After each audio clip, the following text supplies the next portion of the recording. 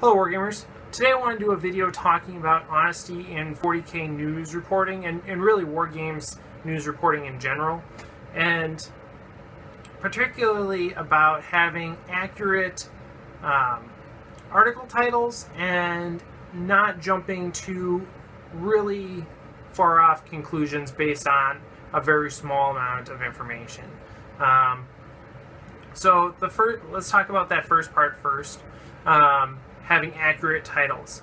Now, sometimes articles have really good descriptive titles on them that are very honest and very accurate and just, say what is in the article. And other times they are somewhat more questionable. So, like, particularly I'm talking about articles on Battle of Lost Souls and on Faeit 212 that recently have been just rubbing me the wrong way and making me visit those sites less often because of it. So, like, for an example, for Faeit 212, the other day NAFCA said, loads of leaked images, releases this week, Paladins, Sylvaneth, and more, which, on first glance might suggest new kits or, like, some sort of new product for all of those, or both of those things, right? So new Paladin kits for Age of Sigmar and new Sylvaneth or tree people kits for Age of Sigmar. But really, what it is pictures of the Paladin sprues that are coming out, and then just the fact that treemen are going to be getting a new box art, and so that's a relatively minor offense, right? I mean, that's almost getting to the point of me being nitpicky, but is it? Like, I think that the first impression of this being about new kits is half me wanting new kits and also half NAFCA wanting you to think that there are new kits shown in this article when there are not. An example of from Battle of Lost Souls, Larry posted, new miniatures GW doesn't want you to see. And he has a link to the War Games exclusive miniatures, like the ones that, like the one that I got from Ukraine about this this girl right here, the sniper, the pinup sniper Tau girl. And so that's cool. I'm glad that he's sharing cool models. That's awesome. But in some ways, the title makes me think something different than what is actually in the content of the article. And so that's an example of a relatively minor offense. Something that I think is more problematic is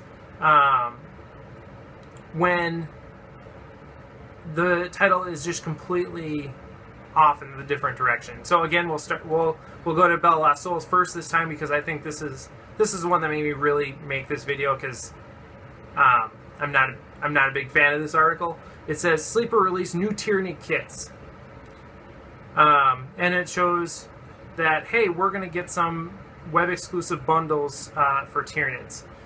Those are not new kits. Those are bundles.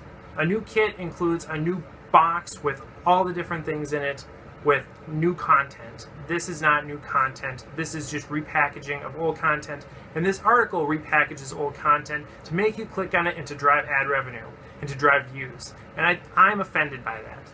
I think my participation in the wargaming community is worth more than a misleading title, and I think you should too. So it's that type of shenanigans that make me not want to go to these websites, because I am getting sick of the exaggeration and sick of the misleading content, the misleading titles specifically. NAFCA is not as fantastical about it. He's a little bit more restrained, but from the exact same story, here's his title. His title is Judicators are up for pre-orders and Tyranids? Yeah, okay, and Tyranids, but it's not really, it's barely worth a mention that there's this new web bundle. And so I'm glad that he's reporting on it, but I think that that title is misleading. Not as bad as the Bell of Lost Souls one, but misleading to at least some extent, right? You click on that article, at least I clicked on that article, expecting that there would be some sort of reliable information about a new Tyranid release beyond just repackaging of the same old kits. And so this is not an isolated thing. This is not something isolated to either of these two sites. It's not something that is isolated to either of these two stories. It is something that is becoming more and more common from my perception as the wargaming community becomes more and more integrated online. And I think we can do better. I think we as a community can do better. I'm not saying this as a way to tear down any of these content providers. I appreciate what they do. And you know, maybe I've even done some of this myself unintentionally. And maybe they're doing it unintentionally too. Maybe it's just a communication error. Maybe I'm interpreting it incorrectly. But I think that we can all hold ourselves to a higher standard and be more accurate and be more direct in the content that we're producing, and not do these kind of fake titles, these somewhat clickbaity stories. Because I mean, frankly, it's making me disinterested in these sites. It's making me stick more to YouTube and less to these sites, which is unfortunate for me because I want to be able to get that information, but I'm sick of biting on the false bait. So, yeah, that's really it. I was going to talk a little bit about how I think sometimes people jump to conclusions too fast, but that's not really what I'm upset about. I think that we as a community can do better than having misleading titles in our articles in order to drive clicks.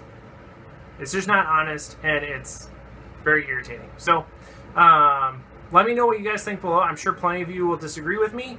Maybe some of you will agree with me. Either way, I really appreciate having a discussion with you guys. And of course, thanks for watching, and happy wargaming.